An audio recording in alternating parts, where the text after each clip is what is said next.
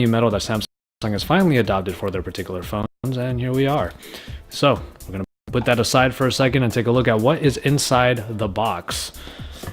Taking a look inside, this is a European edition, like we said already.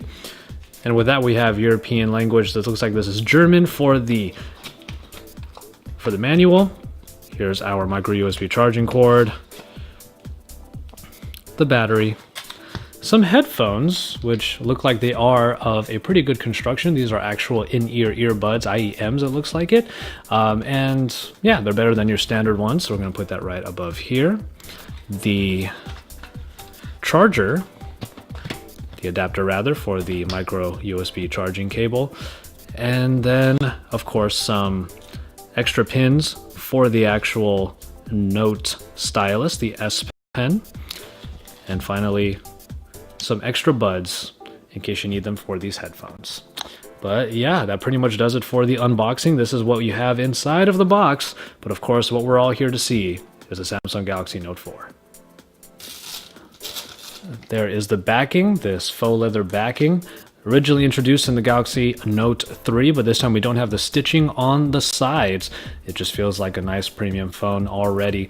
Not going away from the glossy plastic certainly is something that everyone is going to like, but of course we have this metal over on the sides in the frame. That's awesome. It already feels pretty nice even without the battery in there, so it feels pretty light, but here is the peeling of the front. And there you have it. Get the battery back on, get the back cover back on there as well. Just power it back on and see what happens. Hasn't really detected it, or rather gotten it set up with that just yet. There you go. It looks like everything is working just fine. Have the 4G going already. This is my T-Mobile SIM that I have on there.